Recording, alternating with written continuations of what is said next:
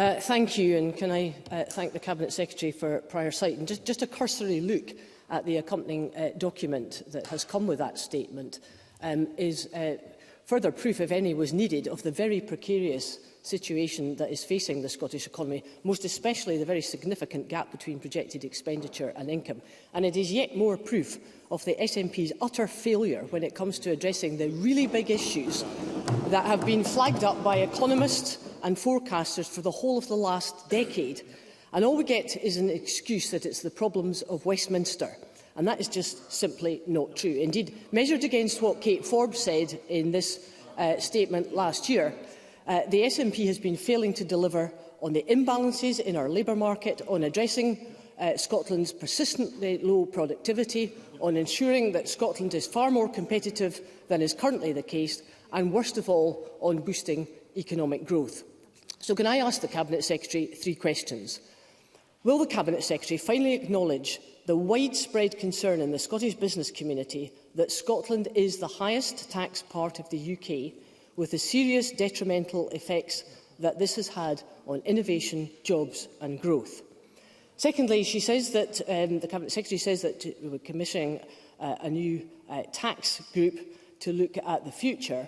But can I ask, given the urgency of the situation, what is it that the Scottish Government is going to do to address the very serious warnings that are contained within the Scottish Fiscal Commission's Sustainability Report, which is flagging up that we do not have the necessary revenue and will not have the necessary revenue to current fund the projected expenditure for the Scottish Government? And thirdly, with regard to the proposed new tourist tax, which was flagged up in the media this morning, can I ask what message the Cabinet Secretary thinks this sends to the hospitality, tourism and retail sectors, which are still all reeling from the SNP's failure to provide the same business rates relief that is available in the rest of the UK, and which is obviously so vital to Scotland's economic recovery? Cabinet Secretary. Well, let me try and take these in turn. First of all, on the visitor levy, I don't know if Liz Smith has seen the comments from the STA, who have actually been very supportive of the levy being introduced. And of course, it is ultimately a choice for local government as to whether to use the levy. And that will be a choice for each council to make that judgment. But there is a pattern here from the Scottish Conservatives that any lever, whether it's a lever here or a policy here or a lever and empowerment of local government, they of course oppose every single one of them. And that really isn't credible in the current financial environment. And let me say to Liz Smith, yes, the situation is very challenging, which is why in the MTFS I have set out very clearly the reasons for that challenge, many of which relate, of course, to inflation, which, of course, relates to some of the decisions and actions taken by her government.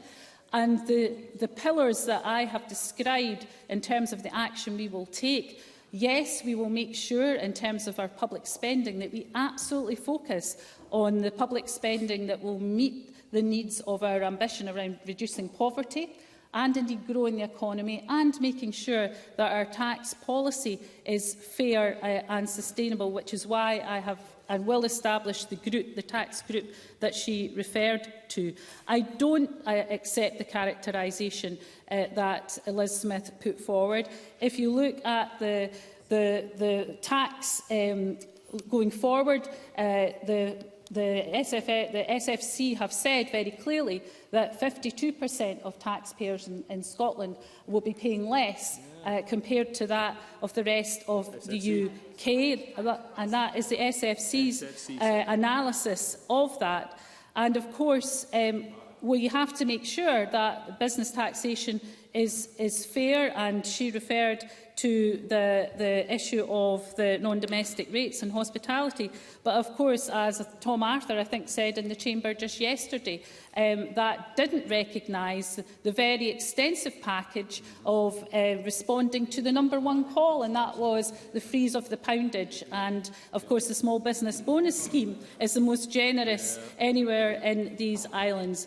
And finally, on the point about population growth. It is a bit strange that in the week that the Tory UK government are saying that they want to bear down on legal migration to this country, that Liz Smith would cite population growth. What we want here is to have powers over migration so we can attract people to come and live and work in Scotland and to pay their taxes here. And of course, that's why we want those levers to be able to do so. In the meantime, of course, my colleague Neil Gray is taking forward the talent migration attraction scheme, because we want to do what we can, even within the powers that we have.